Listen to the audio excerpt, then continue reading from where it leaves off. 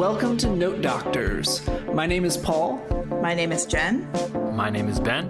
And we are your hosts. We are all university music theory instructors who are passionate about music theory and music theory instruction. In this podcast, we will be talking about all things theory with some of the best music theory teachers in the country. If you want to know more about music theory and the most effective and innovative ways to teach it, this is the podcast for you.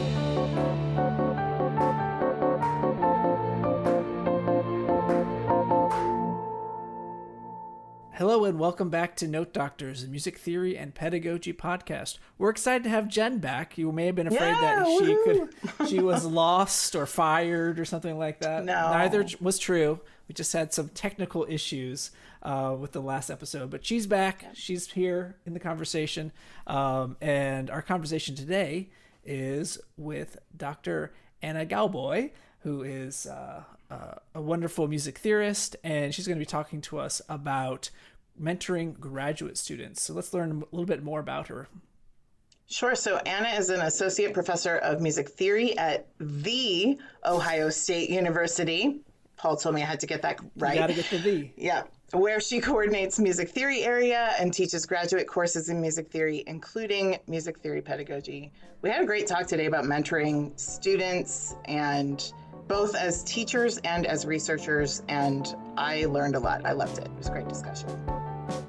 But when I was doing a lot of graduate mentorship and teaching, I think one of the things that I really noticed is that beginning teachers are they're not able to collect evidence of learning or learn what constitutes evidence of learning early on. So Anna, we are so pleased to have you on the podcast to talk about mentoring graduate students. I think it's a really vital thing that we talk about. And before we get into that conversation, we always like to ask our guests a little bit about how they got into music theory. Was it the promise of lucrative name, image, likeness deals that drew you to music theory? You know, those NIL contracts that are all the rage now? Or maybe something else? Yeah, so I just wanted to say before we get started that I'm just so grateful to be on the podcast. I'm a huge fan, and I've been listening to some of your back episodes just quite recently, actually. So I discovered my love for music theory actually in my graduate program. I started at the University of Oklahoma as a piano performance major. And they needed GTAs, and I just happened to get a theory assignment for my GTA. And I started my first semester, and I was scared to death. I think I hadn't really thought very much about theory. I wasn't necessarily the strongest theory student in undergrad, but I found myself just loving to teach oral training, and little did I know that my mentors, who were Michael Rogers and Ken Stevenson, were like, these prominent music the gods. They were the gods, yeah. You were the best, yeah. Yeah, and that just changed my life. I actually switched degree plans, and I graduated with an MA in music theory, and yeah, the rest is history. That's great. That resonates with me a lot because I was a trumpet performance major going into grad school, and I saw myself playing in a military band or, just doing something trumpety for the rest of my life. And I caught the theory bug through, doing a TA/TF job, and I had a great TA supervisor who you could say is a goddess of music theory pedagogy, Jennifer Weaver. Woo! Shout out.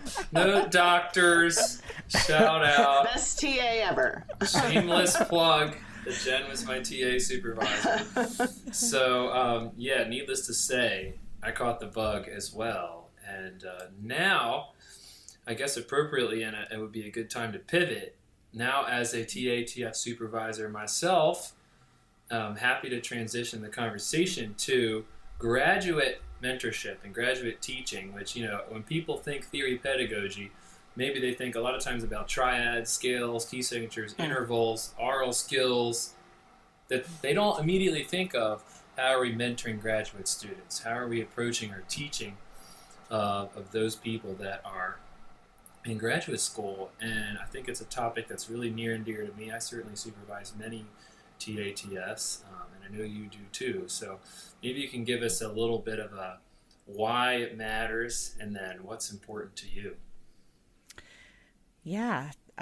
So I started at Ohio State in 2010, and my first major mentoring role was mentoring GTA instructors. We have large freshman and sophomore classes. Those classes are split up into different recitation sections for both music theory and aural training. But there's this position that is the course supervisor that kind of co-teaches alongside these different GTA instructors. And this is not an unusual setup for schools as large as ours. But I immediately realized that this position came with a certain set of challenges that I was not really prepared to address. And one is just the curricular coordination, like how do we make sure that all 100 students end up in the same place at the end of the semester.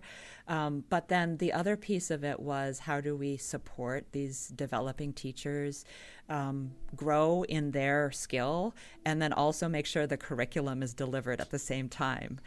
And I immediately went to my teaching center. We have a really robust center at Ohio State that supports the work of faculty at all stages of their career and also graduate students in their teaching. And I was like, this is my situation. What do I do? And I got quite a bit of support. And I started really becoming quite invested in trying to do this job well, but then also then advocating for the value of this job within my institution. So to say that this isn't something that happens just because I'm nice or it's not really part of service, which is how they tried to pitch it to me. It actually is teaching. I'm teaching teachers to teach and should be counted as part of my teaching load. Absolutely. It's often, those kinds of jobs are often overlooked, like you said, as service. But you're right, it is teaching to, guide someone and help them learn how to pace a lesson, how to get through topics, but also not lose people. All of those things are hard tasks. So where did you start with your grad assistants? Where did you begin with them? Well, to truthfully answer that question, we started really with curricular coordination. So when I first started, there had been maybe a very loose approach to curricular coordination, and that had certainly been the case when I was doing my graduate work at Yale. It was kind of like, okay, here's the course number, here's the meeting time, here's the textbook, cover chapters 1 through 9, see you in December type thing. Right. And I think I learned a lot being so independent, but I also probably could have received a bit more support in the craft of teaching. So the first thing that I had to tackle was just keeping the curriculum unified to some extent so that the students in the class, the undergraduate students, were developing the same skill set. But then the other thing that I started to realize was that, I have this heterogeneous group of instructors, which includes lecturers who might have a PhD and might be very accomplished teachers and maybe more teaching experience than I myself had at the time.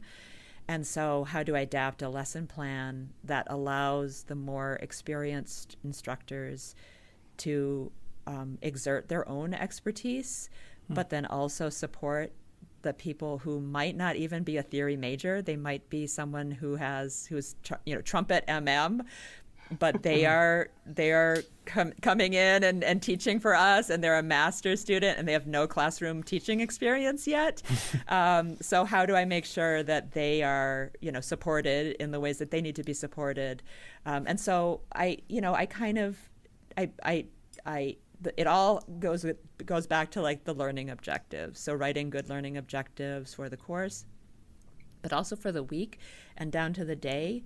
So the idea is, okay, if I have like maybe 2 things that we all know have to happen on this day, The more experienced instructors can make that happen. They know what to do. But then I can write out a more detailed script for the new instructors that establishes, gives them a roadmap that they can kind of deploy verbatim. And then different things can be can be swapped out. So like an activity that I design can be followed by a newer teacher, but that same block of time can be substituted by a more experienced teacher doing their own activity. And as the graduate students moved up in their development, so they gained more teaching experience, got closer and closer to graduation, going on the job market, I saw them take over more and more of those lesson plans. I think that's absolutely wonderful. We have many shared lesson plans at North Texas for TAs and TFs, and they are quite detailed. And one thing that I've noticed is the first time that I go in to see someone teach, they even have the lesson plan pulled up on the laptop, or they've printed it out, and their eyes are really locked in on that lesson plan, which is fine.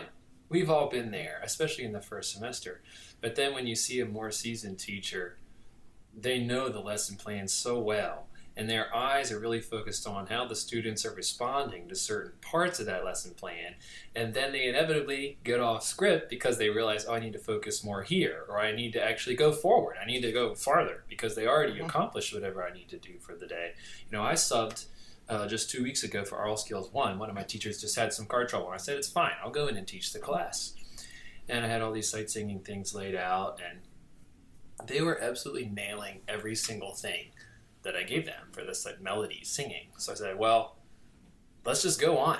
Let's go on to some more, dictation-based activities. And that was the area that they really needed to focus on. And, I was happy to be, I guess, off script, because that's just the instruction that they needed in that given day. And I think that's something that comes along many, many years of doing lesson plans, and you're able to then shift in the moment, and get the objective of the day. Really well said. And even when you talked about planning out a course, you almost intuitively plan the course from the biggest scale down to the day. I think that's also a thing that we do as veteran teachers.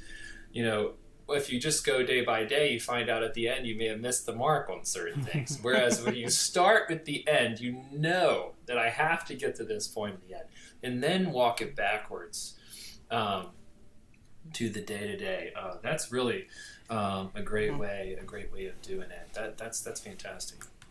Yeah, and so one thing that I've been thinking about for a long time is how do we get teachers from the stage of just following the script to this more advanced stage where they know what they want to teach, but they can also be flexible, respond to the students in the moment, but then also get the students to where they need to be at the end. And I think that oftentimes the GTA experience, I know it varies from school to school, and some people are paid to just grade. Some people have, they're doing like review recitation sections where they're not actually teaching any new content. At some places like ours, the GTA sections really do have to move the curriculum along. They are actually teaching the students skills in those class meetings. How can we cultivate independence among our GTAs and give them room to experiment and to possibly fail? And learn from those mistakes and self-evaluate and all of those things that come with being a more seasoned instructor, but are really necessary, I think, for to be a professional in the field and to be effective.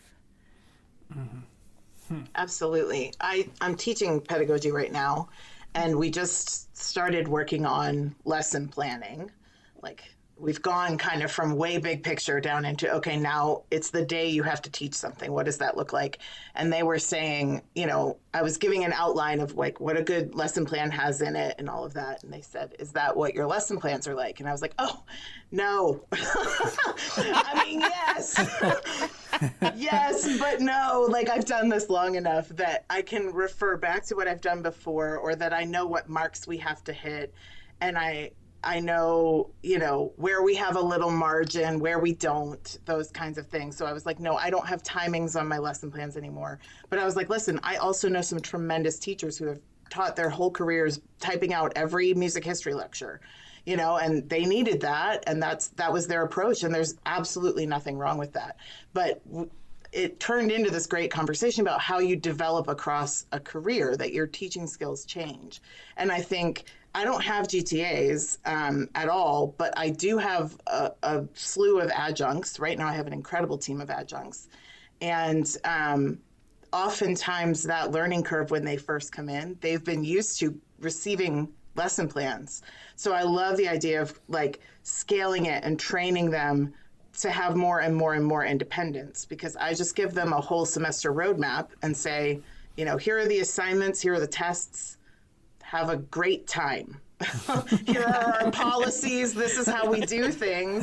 But I don't give them a day-to-day plan at all. And a number of them have been like, are there lesson plans? And I'm like, nope, it's all yours.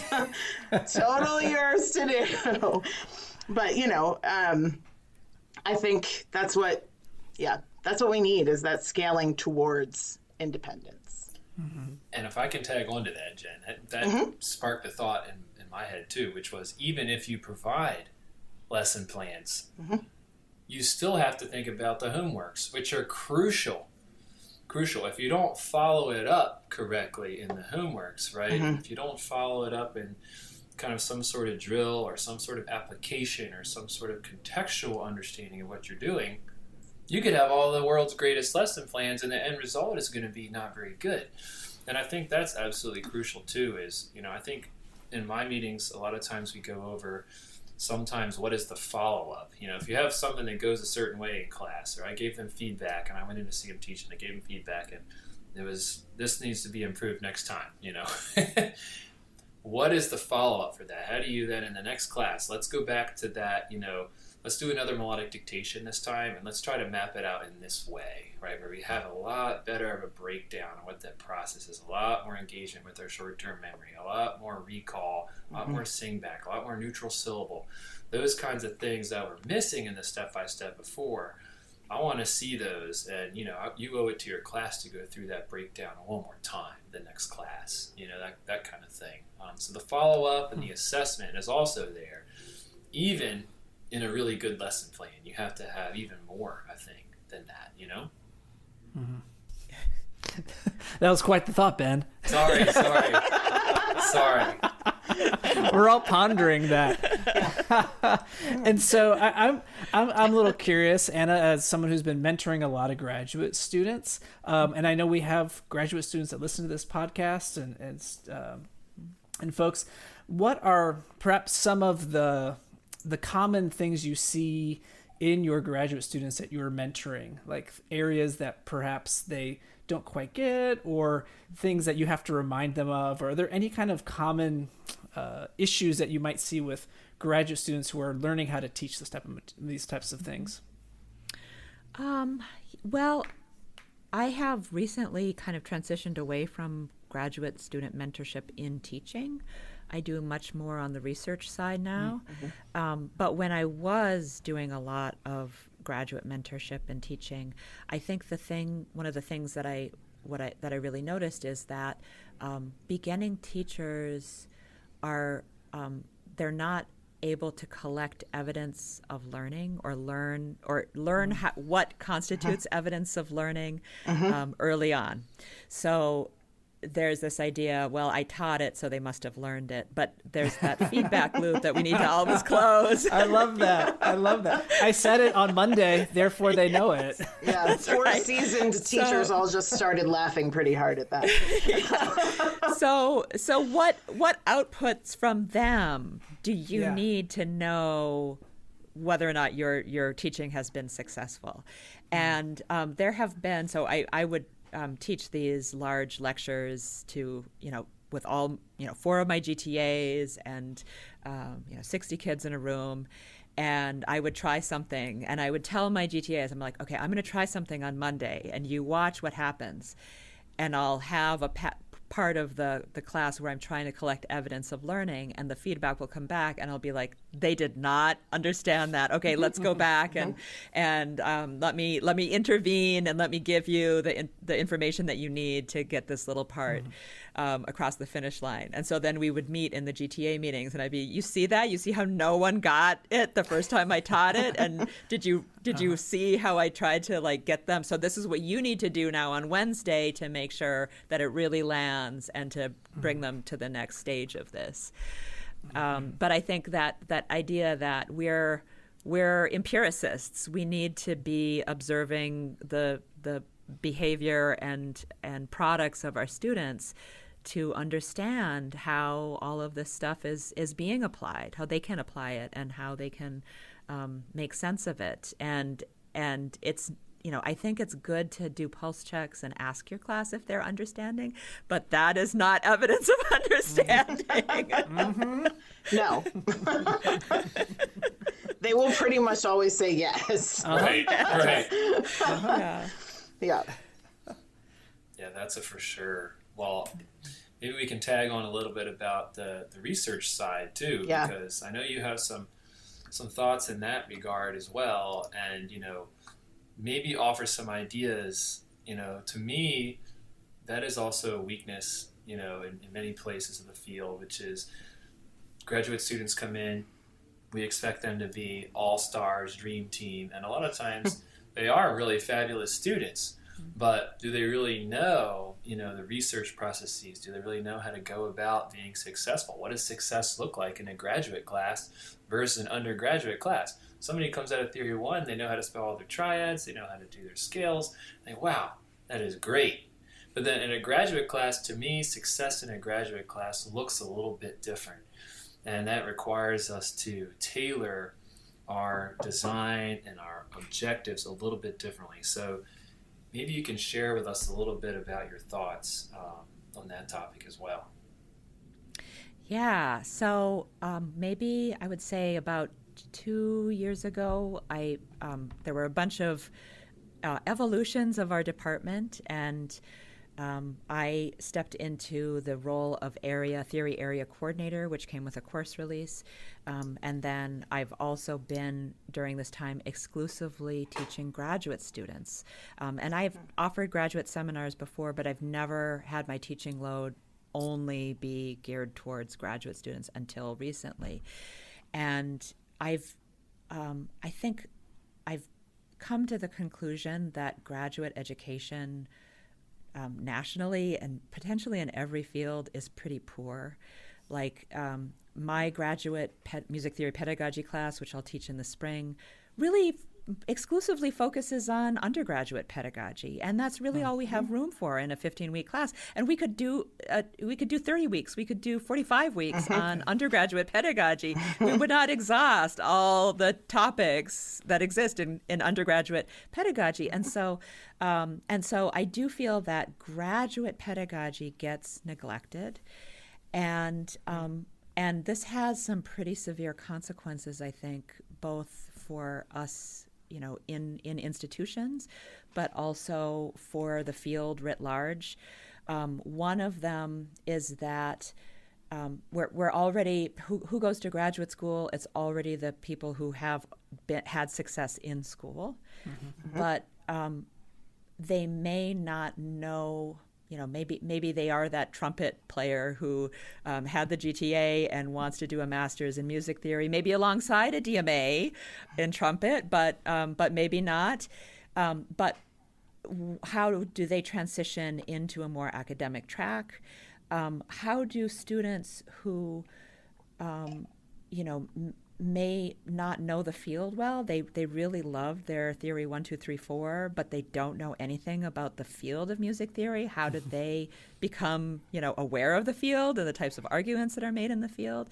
And these are things that I think we can do better at explicitly teaching. And I think a lot of my grad seminars were just based on this idea of, okay, we're going to have all these readings, and you'll just absorb how to do scholarship by reading scholarship. Yep. and then familiar. You'll submit a paper at the end, and the instructor will give you feedback on that paper after it's been written completely, and they will give you feedback on that once, and they will give you a grade. And if you did a good job, you'll get a good grade, and if you did a bad job, you'll get a bad grade. And if your teacher is bad, then you'll get a good grade for a bad paper. And then nothing happens at the end. Like, where do you learn how to revise? Where do you learn how to deepen your argument? How do you learn all of those things that are actually kind of really the nuts and bolts of publishing?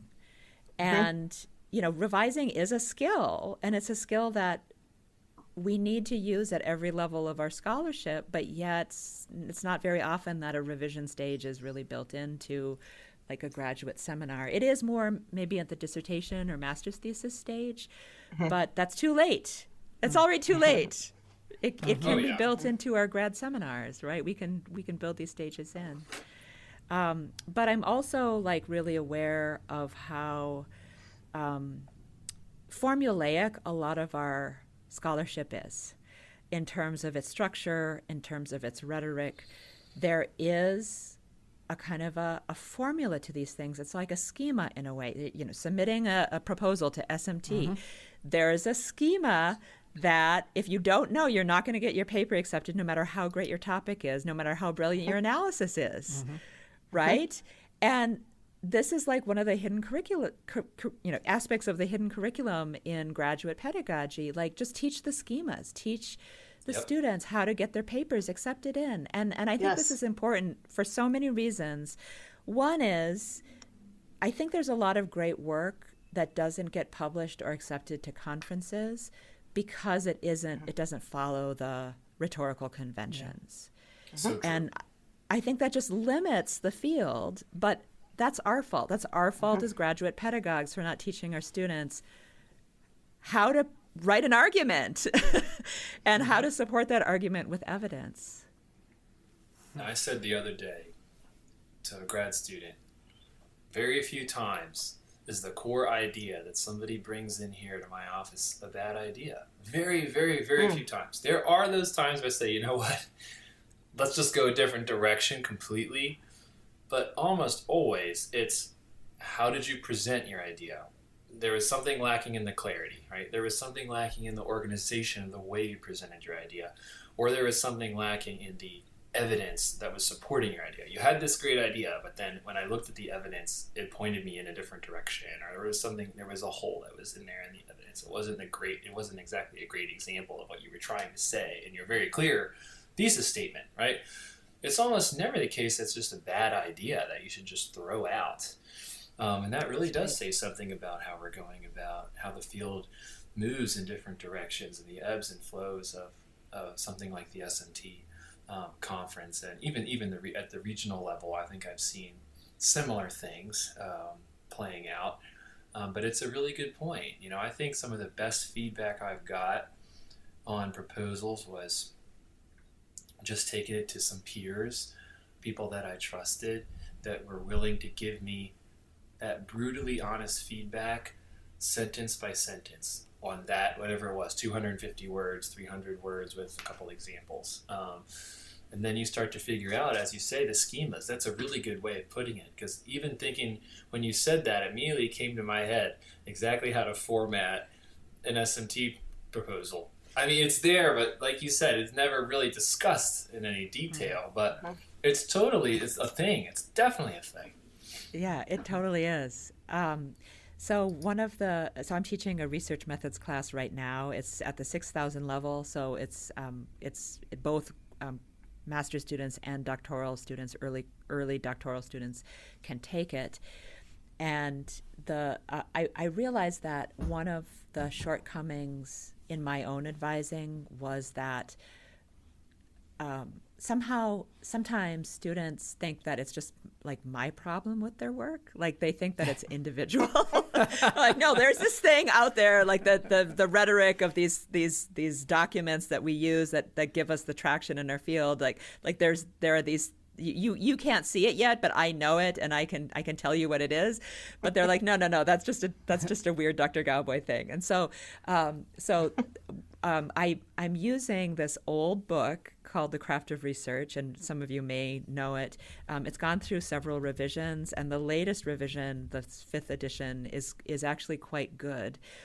But it completely demystifies academic rhetoric. And it's not written for music theory or any particular field. It does have a more humanities style bent, but it goes through like chapter by chapter, how to find a research topic, how to ask research questions, how to identify a research problem, and then through, the blow by blow of structuring a paper. Like, okay, you're sketching out your introduction. You need some context. You need a problem, and you need the solution to that problem that is kind of the promise that you're going to uphold throughout the body of the paper. So there's a lot of these things that are just so beautifully put that we can then analyze in the readings that we're doing. And we can hold up examples like, okay, this has a really strong introduction that has these 3 elements. How does this make you feel? Why is this, inviting you into the rest of the argument of the paper?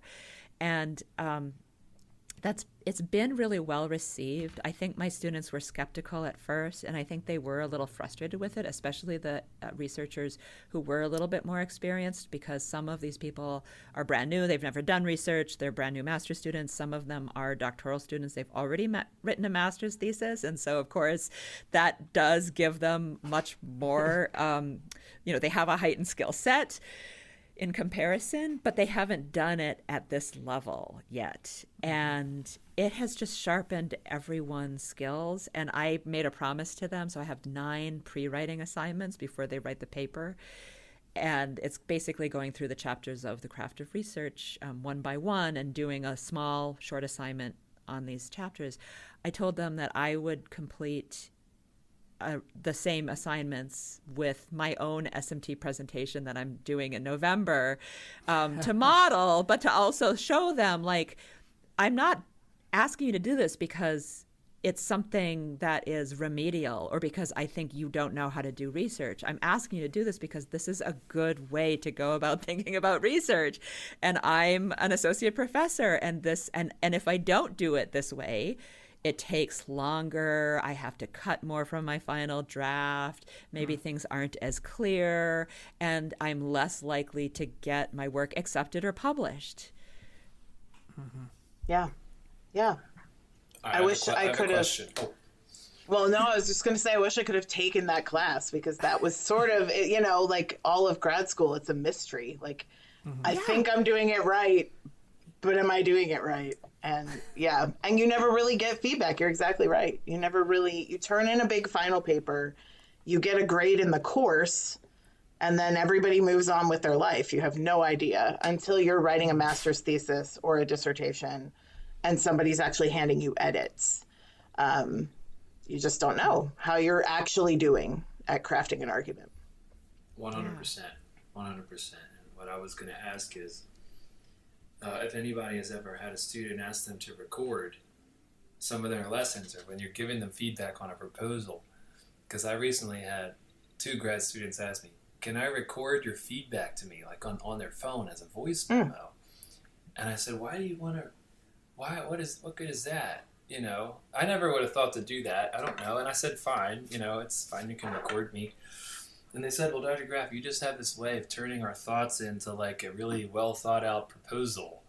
And I'm like, they're like on the spot. And I'm like, and please don't take this as an ego play. Anybody listening, I am not the best proposal crafter. Anybody who's heard me give a talk, I always start the talk with all my rejections, okay? To which there are several.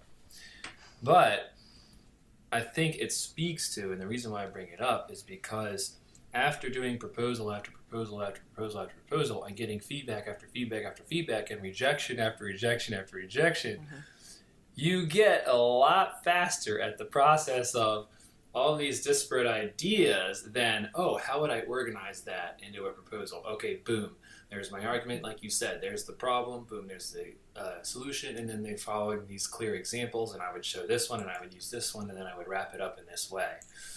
And that process, you have to actually go through and do it enough times to get where you're at a level of efficiency to where then you can organize your ideas more quickly into the proposal format. And that is why I think they were asking me to record, is to actually show that process of how to do that. And that, I think, is important. So that, reflecting on that, I think it was really good recording. Yeah, so Ben, it sounds like you learned the hard way, like I did. Oh, yeah. But I think you're giving your students an easier way because you're revealing all these structures, right? The things that you had to learn just through trial and error, you're kind of laying them out as a schema. And I really feel like if we don't do this for our students, there are such significant costs. Like you and I and the rest of us on this call, we all survived this, picking up these little kernels of wisdom as we could, but without someone like really laying it out for us. But I think, as I say, often the grad students get younger and younger every year, of course, relative to me. But I think we're teaching a new generation of students who have different skills and expectations. They have different interests. They have new things to say, but they also require a different strategy of support than I think I might have required. I mean, I think I could have used a little bit more structure. I consider that I received very good mentorship all throughout grad school, but I think if someone had just been like, okay, this is the formula, you fill in the blank and you style it up in your own way, but then this is how you get your SMT proposal accepted, I think I would have really responded to that.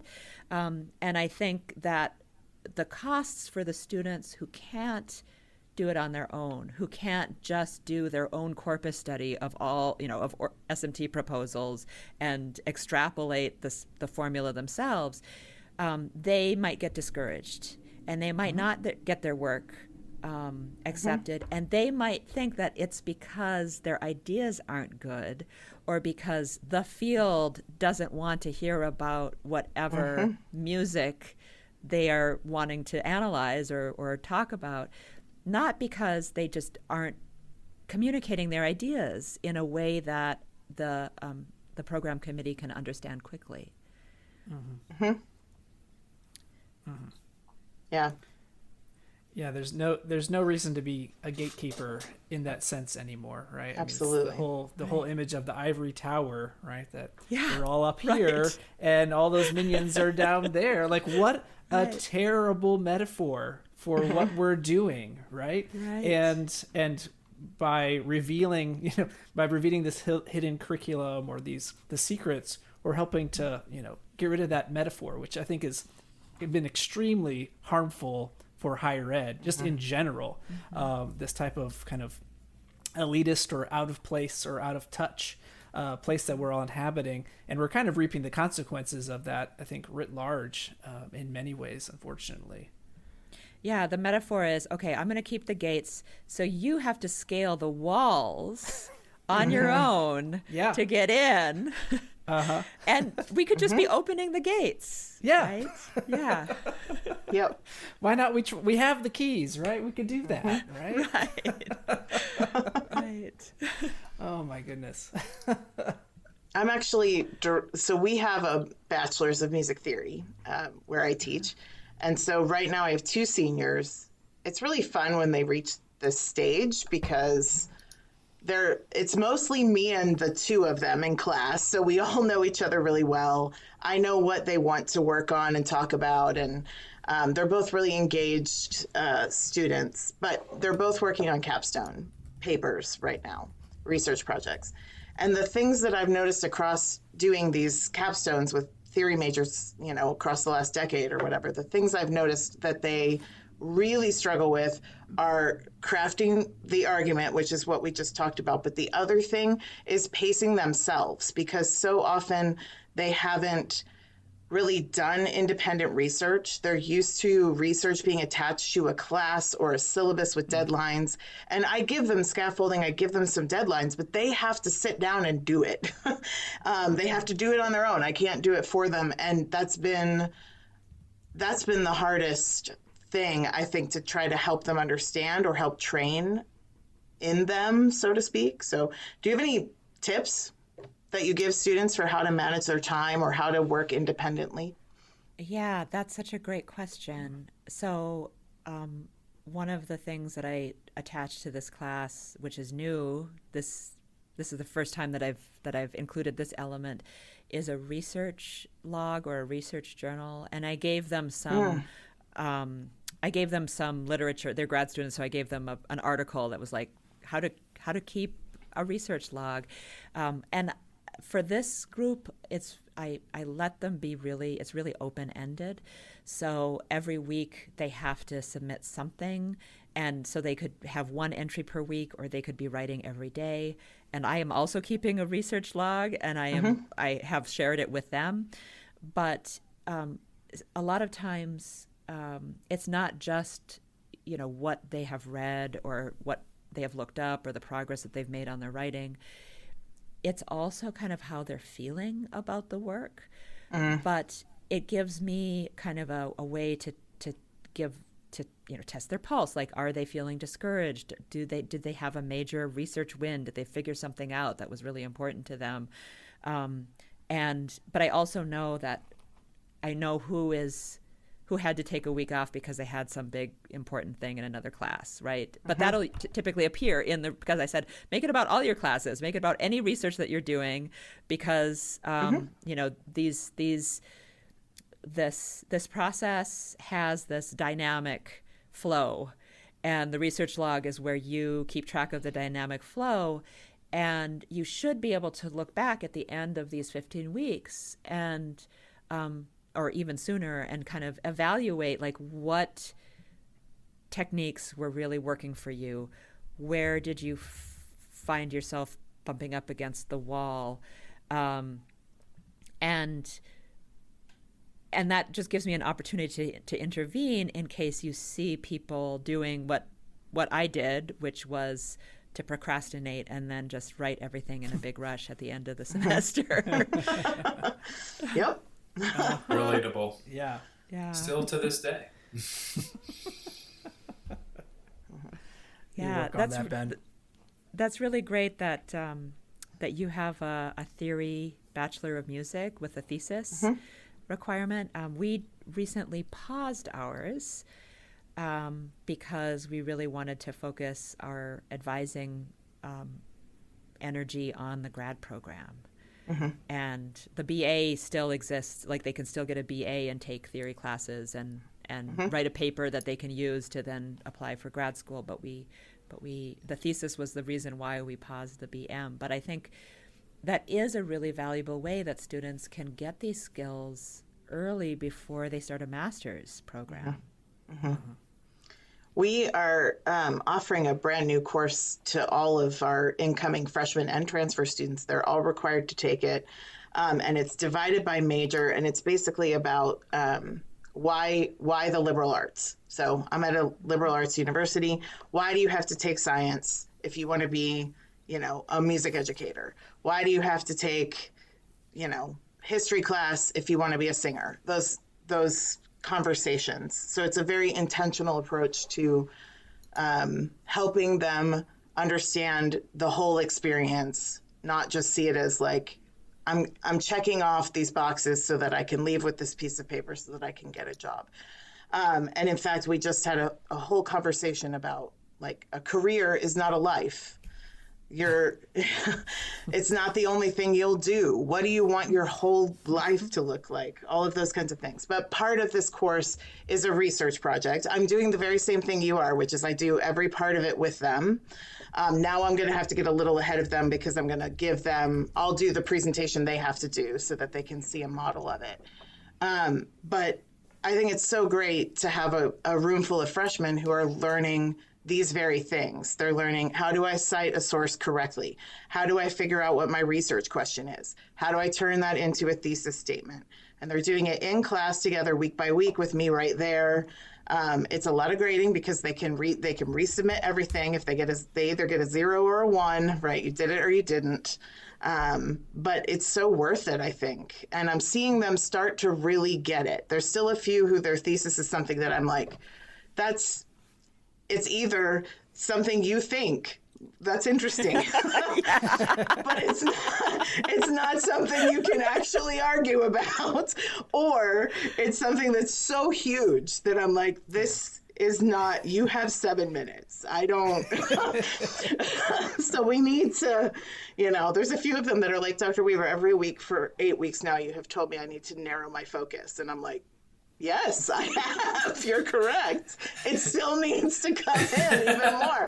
So, but yeah, I mean, I'm thinking as a freshman to be learning that skill so intentionally, first class in the door, what a benefit that is. How useful. Oh, absolutely. And that just goes to show that these skills are skills that can be taught. It's not some magic secret sauce, and that it could potentially begin a lot earlier than grad school, although I suspect that it often doesn't, and that you can't assume that students are going to be able to write a thesis statement before they get to grad school.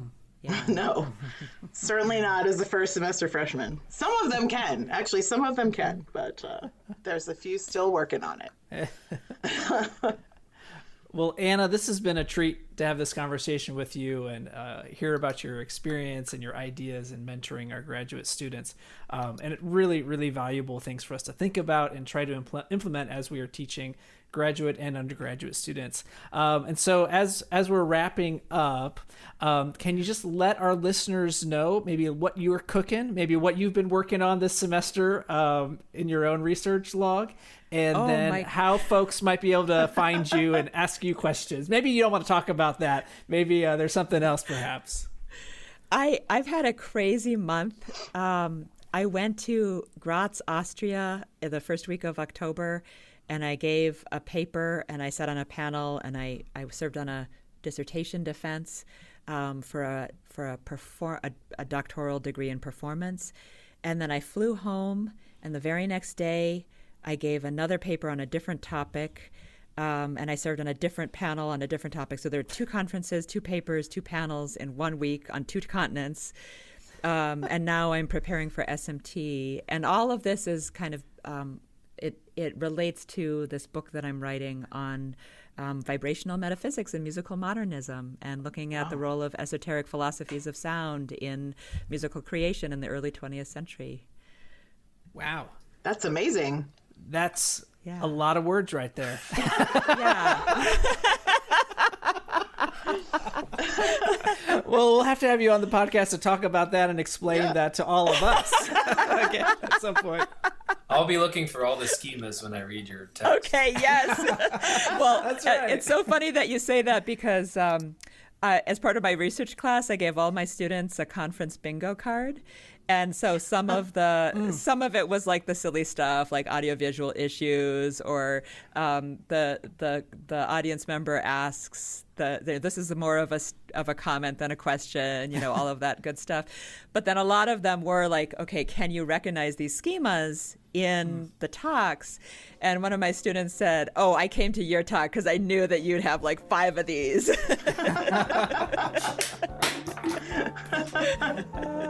That's great. You just made it to the end of another episode of Note Doctors, the music theory and pedagogy podcast. Don't forget to like, subscribe, and review the podcast, and you can always reach us at notedoctorspodcast@gmail.com with comments, questions or show ideas. Thanks for listening.